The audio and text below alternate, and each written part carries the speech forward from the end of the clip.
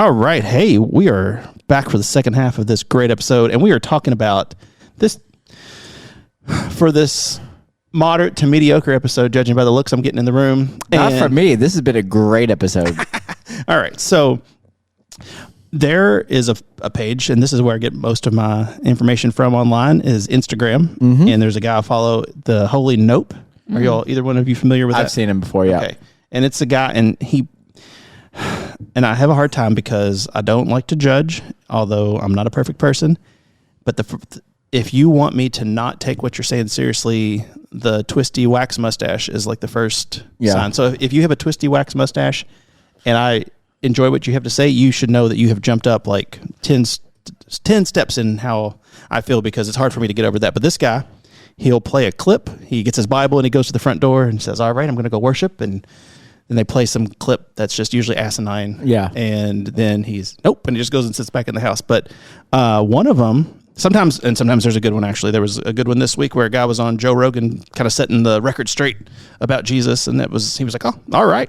But there was one, and it was these three pastors at a church that I didn't get the name of, and they were making a pouty face and making some reel about, they were trying to announce something to the congregation, and they just very sullenly just said that they just are just out of hope as a church and as Christians. They just didn't know what to do. And the look on the guy's face was the correct look, because that's kind of one of the big tenets of Christianity, is that you have hope, and it's not just the world that you're, it's eternity. But if your pastors are on Instagram talking about no hope, that seems like a thing. But then, as 2025 is off to gangbusters with, Los Angeles on fire and all kinds of things going on, what do you think about having hope?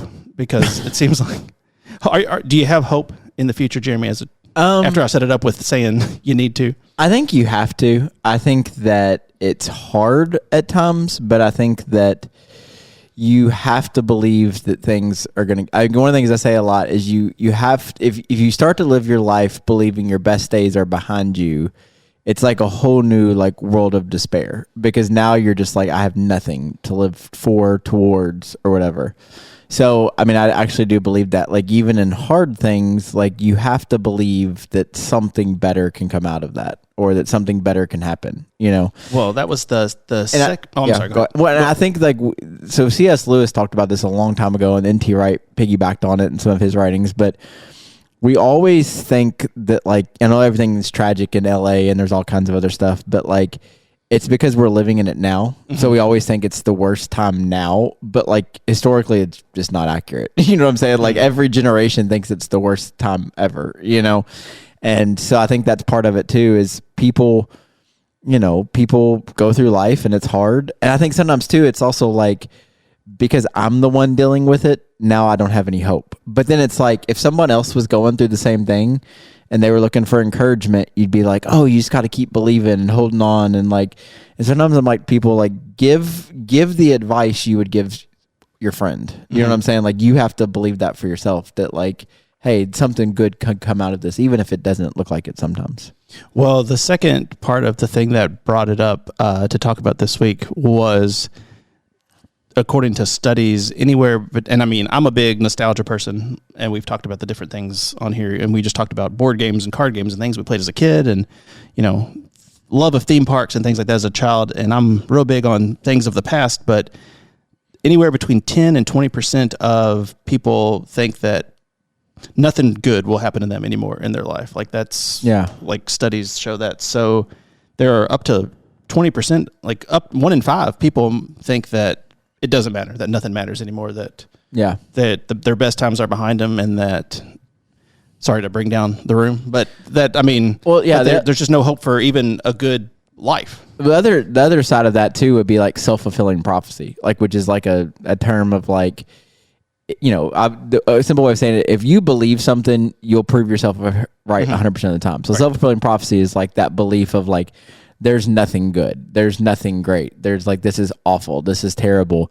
And if you have that mindset, self-fulfilling prophecy will prove every right time, all because, I say it this way, there's a lot of just crap Like, and so like if you're just always looking for crap, you're always going to find crap, you know. But if you're looking for something good, you can still find a lot of good in the world too. And even in your life, it's just which one are you looking for, you know? Because if you're waking up every day and you're already in a bad mood, you're already being moody about this, or you're frustrated with this or whatever, like you're just going to find more of that stuff throughout the day. And the other side of it is like something that like on a good day wouldn't bother you, now it's going to bother you. You know what I'm saying? Because it's a bad day, you know? And so something I would have just like walked past or not even brought up or like get to me, all of a sudden now seems like the biggest deal in the world. Yeah. So, I mean, a lot of that's just mindsets of things. No, I'm not saying people don't go through hard things, but a lot of it is just mindsets, I think, sometimes.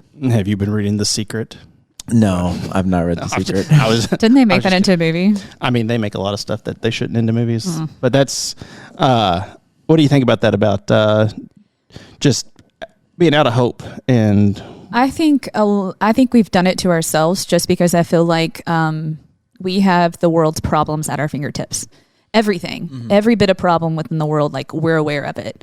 And I don't know, 30 years ago, that wouldn't have been the case, right? So haven't we sort of just set ourselves up for it to feel the way that we feel? Yeah. Well, I think nostalgia, you talk about that. I think one of the things about nostalgia is sometimes it wasn't as great as we remember.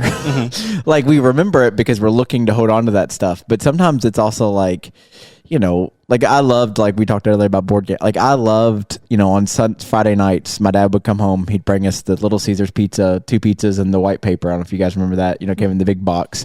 We'd watch TGIF, if we talked about before, and we'd play games at the end of the night. It sounds nice. Like it was nice.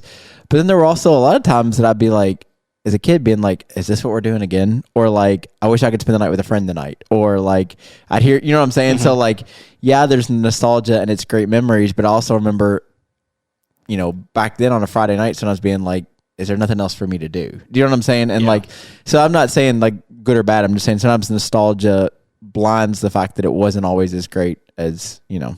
Yeah. So, I mean, I would agree with that. Because you tend to try to hold on to the good memories. And I think that people, I mean, I'm not one of the 10 to 20% that think nothing good will ever happen again, but I thought that was an alarming statistic, if nothing else, that at least at the very minimum of that 1 in 10 people walking around is just like, this is today, maybe like in Office Space, this is the worst day of my life and it's not going to get any better. It's just going downhill. Each day is going to be worse and worse. So, but I also think too, it also is what season you're in. We talk about seasons a lot. Like there have been seasons where I'm like, I can't imagine anything being worse than this. You know what I'm saying? And then you get through that season and of course you got to wait for the next thing to pop up. But you know, sometimes the next thing isn't as bad, or like you've made it through, you've persevered. So I would be interested, like the people that they surveyed, like, you know, is it just you feel like that right now, or how long have you felt like that? You know, or like, you know, because I think there's days that if you went up to anybody and you were like, hey, how's life going? They'd be like, well,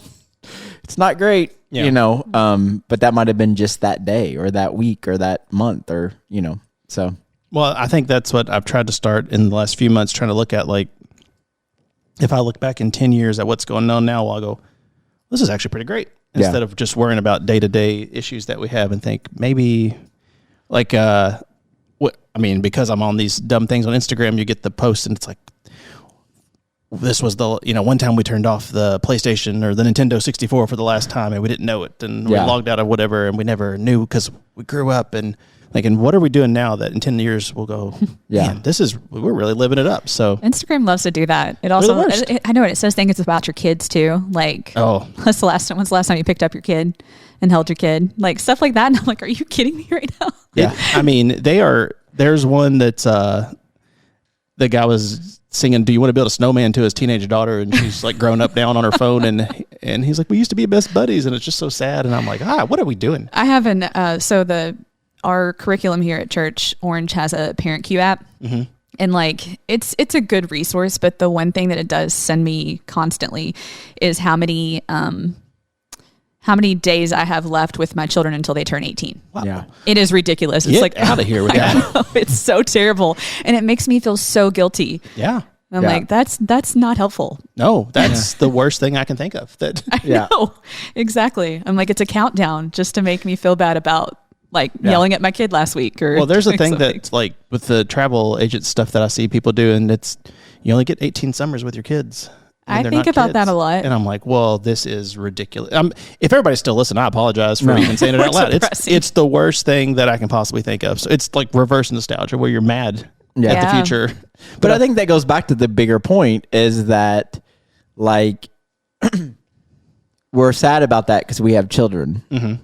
But I would also argue if you were to go to my parents and ask probably when our relationship was best, not as a child, they would probably say in my adult years because like your relationship changes with them, you know? And so it's like, yeah, but like one day my relationship with my kids will change, even though I'm going to miss and mourn when they were kids. Like one day it's going to be different. You know what I'm saying? And I think that that's like the hard part is reminding yourself of, no, that's sad that we only have, you know, this many more, you know, I mean, like my kid's favorite thing to do. So Elliot's in 5th grade. So he rides to school every day with Jamie.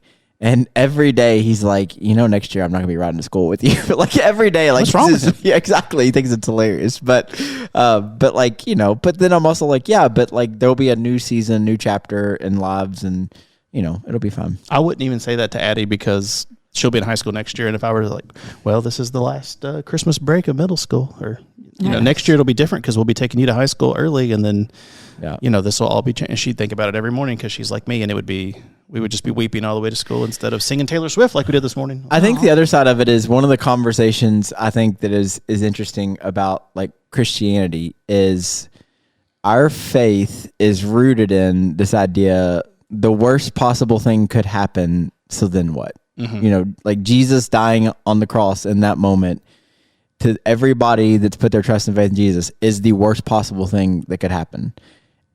So then what? And like, I like that idea because it's like, I think that sometimes the question is, so the worst possible thing could happen. Like that's reality. Like the worst possible thing could happen to all of us. Like whatever you're thinking the worst possible scenario is could happen. So then what? Like, what do you do? What do you do next? You know? And I think that that's like the beauty of it is that like the idea that then even in that moment, there was hope that came out of that. You know, and so like for us, it's like, yeah, the worst possible thing could happen, but then what? What do you do? Like, because it could happen. Like whatever. Like I mean, I've had to walk with families who've lost their children, and I cannot imagine a worst possible scenario. And I would never tell them that in the moment because it would be awful. But then, like you see them, you know, they're always going to be affected by that. But then they slowly, piece by piece, start to rebuild their lives, you know? And so it's like, yeah, that could happen to all of us, any of us. But if you just live in that place of like always being fearful of the worst possible thing, well, first of all, you have to be a reality. It could actually happen. So then what? And if you can't, you know, I don't know. So that's just like one of those things you have to process. Well, I've been looking at that. Like, I don't know, because you always think of like, oh, well, I mean, I believe Jesus, I believe God's watching over us, and you know, all that. And no matter what happens, we've still kind of got that card to play. You know, like it could always be worse, but I've got that to look forward to. But then I see something like, and I don't want to put everybody's business out in the streets, but like the Welker family and what they're going through. We have a family that in our community that just had a terrible car accident, and just the extent of the damage to their family and their own bodies and what they're going through, and to see like the positive spin they're putting on it, like publicly on Facebook, and just how they're just grateful for what they've got and hopeful for tomorrow. And I think, is that me? Like, could I do that? And I'm not sure. I don't think you could now on this side of it because that's the fear part of it. Yeah. I think that once it happens, then you have to, I think too, here's the other thing. Some of the people that I talk to that go through some of the worst possible things that you could imagine, their perspective on the other side of going through it is different than their perspective going through it. Or when they were about to go through it. Like the fear of going through it is sometimes greater than the actual going through like it. Like worrying about it happening. Yeah. And I think that, not that when they come out on the other side, it's not awful and it wasn't brutal and it's not still pain and heartache, but sometimes the fear of it is actually greater than the actual going through it. Does that make sense? And so I think that's part of it too, is once you've gone through it, it's like, okay, that happened. So what are we going to do? So you can just freeze and just hope it all works out, which it never does for anybody. Or like what their, mindset now is, even though it's hard for us to fathom, is like, we're just grateful to have another day. You know, I mean, well, that I always think something like that. Like, what if we could like get that mindset without the tragedy? Like, why do we have to experience something life altering before you're like, well, today's great. I'm excited to be up. And I mean, it can all be taken away. Why do we just go, I had to go to work today. I had to get up and do whatever. So any thoughts on that there? That's how I think in the morning. Got to go to work. Ugh. that's how you think? No, I was clearly joking. You couldn't see her face because it's not a video podcast. But I mean, your email you sent me this morning was real positive. Oh boy. So, all right. Well, Anyways. yeah, off camera, we've had some of the saddest tech talk I've ever experienced, but we're not going to get into that. That's a whole nother episode. So, all right. Well, then I had one other question then about this and your opinions on it, because we've talked about maybe tiptoed around this kind of thing in the past. Do you think any of the feelings that a lot of people get, especially people our age, is because like when we were kids, especially us that were like churched kids, it kind of, I know the church I grew up in, and I always say it, I owe them a lot for, you know, how I was raised and like the foundation they put underneath me, but that it was kind of like, well, it's just going to get worse from here until Jesus is coming back. Like it's going to be a slow descent into hell for the world. And then, like, I mean, is there anything you think to that people are kind of like, yeah, well, we're just kind of, you know, we're not trying to make things better because you can't make things better. I think that, I think there's two schools of thought. So I think the first one is there's a lot of people that go into Christianity, and once they become followers of Jesus, they're just waiting to die, which is also another sign of despair. Yeah. I think the other thing is I always try to be honest with people when Jesus is about to leave the earth. So again, go back to worst case scenario. They've just been told this guy they've been following from 3 years is about to leave them. That's what he starts with. And then he's like, it's going to get even worse because I'm going to die. And then you all might die, you know. And then he's like, but I've told you these things so that you could have, you know, it's like, Jesus, this is not a good motivational speech. Yeah. I mean, it's like, it's actually, if we were going to rate it, a pretty bad one. But like, Jesus is like brutally honest. And I try to remind people, it's going to be hard and it may not always get better. Yeah. You know, and are you okay with that? Because if you just want to live in la la land and pretend like it's all going to get better, I mean, you can do that, but like, it's not just going to happen. And I think it goes to your second part of like, we could produce a better world. You know, I mean, I think that part of, you know, Jesus' idea is to bring the kingdom of heaven to earth. See, we grew up in a model where we're going to go someday somewhere. And when you study Jesus' teaching, he's all about bringing it here. I mean, Jesus doesn't even talk about the afterlife very much at all. I mean, there's a couple little things, but not much. His whole thing is about bringing it here, making, even though it's hard, trying to make life better here, you know? And I think that is something that was lost on us as kids, because I think we were under the assumption that one day I'm just going to die and go somewhere and it's all going to be okay. But we weren't warned about how crappy it might actually be until we get to that point, you know, and how the real mark of understanding Jesus, but I think being a better human is what you do in that meantime. You know, what do you do with your life? You know? Yeah. So I think that if we had more people that were trying to do things, not just say things to help people, I think that's the other side of it, is we live in a very selfish world. And so it's like, if you're lacking hope that things could get better, I mean, all you got to do, and I know I joke about it, all you got to do is get on social media, and it's like, you'll find it not getting better. You'll find more selfish people. You'll find, you know what I'm saying? And, you know, and I think that's, again, goes back into you'll find what you're looking for. Yeah. You know? And I mean, to that point, the algorithm, what we talked about earlier, the things it's sharing with me, I've stopped watching anything that looks like that, and I swipe through it as quick as possible, and I'm just trying to get dogs on mine now. Yeah. That's all. Well, there's some sad dog stuff out there, too. Well, listen, if Sarah McLachlan's playing, we're keeping on moving because that's not going to work. So what is there, so I've brought this up in the past, but like when you talk about things like this Sunday, the 10 Commandments, but then all the other commandments that no one listens to, all the other laws and stuff like that wasn't a concept until I was an adult because no one spoke about those things. It was like, these are the big 10, but everything else is fine.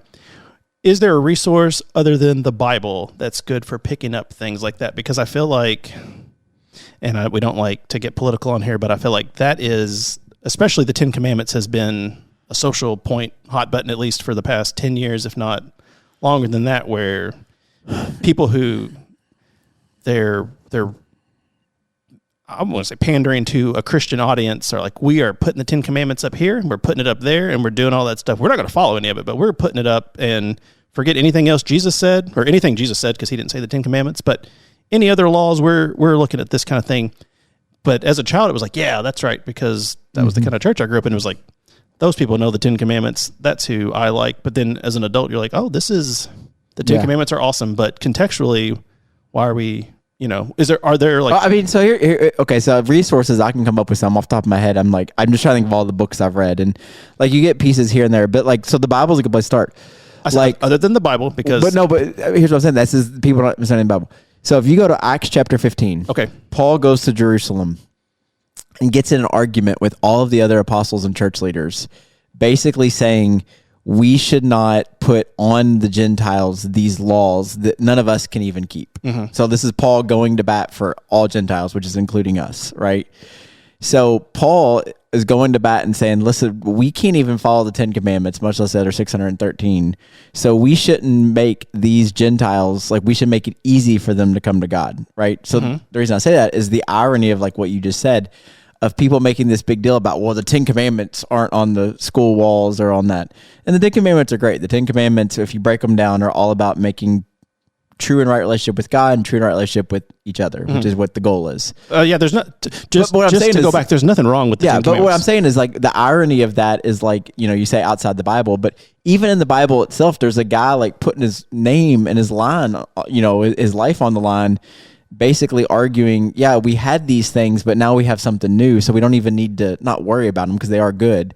But like, does that make sense? Like it's that idea that like even in the text itself, there's a guy. It's like Paul would not be pro. Let's put the 10 Commandments up everywhere. Like. Well, so here's the thing that I run into, and Penny, you can leave if you want to, because I'm just going to dig into. No, we're good. Okay, I'm not putting down you at all. I was just saying I'm going to turn this way, and I'll just get on Instagram. That's fine. Yeah. No, nothing sad. All right. So when like you have been to a Bible school, multiple college, but yes, many Bible schools. I know, Jeremy, you've been to all of them. I've been to a few. So when you start explaining things like that, it's like, well, yeah, but when the average person, I would say, and I mean, growing up in a church, you read the Bible and it's like, this is written so difficultly. Is there an easier version of this? Because we talk about this at our house. It's like, read the Bible and you're like, great. And you start reading it and you're like, I'm just lost. I think a quick resource that comes to mind is Tim Mackey, The Bible Project. Anything Tim Mackey does, I would highly recommend. So how you spell that last name? MACKIE, right? It's just Tim the Mackey. Bible Project. Yeah, but he has a lot of stuff. Oh, the Bible Project. Yeah, the Bible Project. Okay. But they have a podcast. They have YouTube channels. They do like these not cartoonish, but like cartoonish, basically like drawings. So they're easy to follow. They're not made for kids; they're made for adults. But like he breaks down things really simply. He's just a resource I think of because the Bible Project is basically made.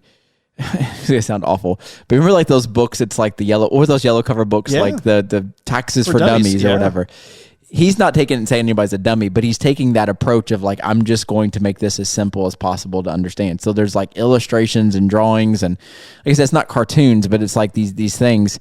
So they have a podcast. I'm a big Peter Enns fan. So the Bible for Normal People is a big thing for me. I still listen to, but I would say that it's not low hanging fruit because Tim Mackey is super smart, and I've actually studied under him before. But like his whole Bible Project and a lot of his other stuff is really, really good. Well, so I mean, I think I've made this, and they're short videos. Like, I mean, you're talking each 5, 6, 7 minute, and he's longer stuff too, but just quick synopsis. Yeah. 5, 6, 7 minute videos. So I think this is a old joke, but that like if your resolution was to start reading the Bible every day and you get one of those 365 Bibles, this is about the time you'll give up on the Old Testament real quick. You're like, once you get out of Exodus, you're like, this is wild, and I don't know. Yeah. Because you're like, oh, it's still Easter. This is exciting. These stories. And I think that's like Leviticus gets this bad reputation. Not Easter. That was incorrect, so don't write in. Well, like, I mean, that's what's fascinating is Leviticus and Numbers, like going through seminary and stuff like that,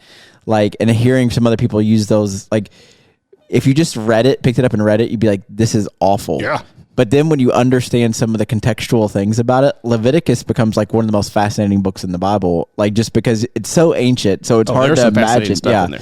But like there's some fascinating things in there. You just got to understand the context of a lot of that stuff, which not everybody gets. Which is why places like the Bible Project are really good to come alongside that. Well, I think the Bible in context is an excellent play. Like if that's a good way to look for things, saying a Bible in context, because when it's written in scripture form with the numbers all added to it, and all that stuff was added. Yes, but all that stuff makes it's easy to reference. Yeah, impossible to find meaning. Well, not impossible, but it's hard to. You're not reading, whatever we read over. Well, and it's Snowbreak. It's not in chronological order either. Well, that's the other thing. Well, what are you talking about? Adam and Eve until the end of time. No, that's like how the Bible's written. No, it's not. Well, I mean, that may have how we got it, but that's not. I'm just kidding. Yeah. I understand. But yeah, I mean, so people don't know that. People don't know the Bible's not in chronological order. And that was a concept that was not brought up until I was in college and, at different churches. And wait, what? That doesn't make any sense. And then you start going, well, yeah, I guess Adam didn't put pen to paper and this is what's happening right now. Like all that stuff. There's so much going on, especially Old Testament, that just is. I think some people, and I talk about this in my Ways of the Bible class, I think some people wrestle with they think of the Bible being written the way stories get written now. So like the LA wildfires, there are reporters on site recording things. There's people writing things down. There's video. That's not how the Bible or any ancient document worked. Like, what I'm saying? It might be hundreds of years, if not longer, before some of these things ever got recorded. So you're based a lot on oral traditions and stories. I mean, and here's the thing. That sounds so foreign, and people get all up in arms and be like, well, don't you believe it's God's word? And I'm like, I didn't say that. What I'm saying is they were much more comfortable with that type of system than we are, because we live in going back to modern times. I want information right now that's happening right now, that making us all depressed and go crazy. Because the world's jacked up as it's always been. But anyway, but in the Bible, like that would have been normal. Like that wouldn't have thought anything about it. That this story of Abraham was written by Moses potentially thousands of years, hundreds of years after the events. And we'd be like, well, how can we trust that? And they'd be like, yeah, you just do. It's okay. Yeah. So, well, that is, I think, a big point. And that's what you said. There are a lot of people that I feel like would, if I were to say that, people I knew and grew up with, that would just, well, that's blasphemy. What kind of church do you go to where they say things like that? And I'm like, does that not make sense when you really think about it? That this wasn't a newspaper headline. This was, I mean, there are people that think that somebody was sitting there writing Adam and Eve's story. Right. And it's like, no, that came way later. Yeah. Yeah. Well, I mean, that's good. So anyway, that's Tim Mackey. Tim Mackey's, and that's the type of stuff he talks about. Yeah. So that's helpful. And I think that especially if a time where, and it's easy, and it's the generic Christian answer to say, if you're looking for hope, well, you've got the book, look it up, and you start reading the Bible and you go, I don't know what's happening. You start getting to these names and the way they treated women. It's a good thing you've been quiet down there, because I hate to have to pop out some verses on you. I thought he was going to say Papia, so I really don't think he was going to hit you.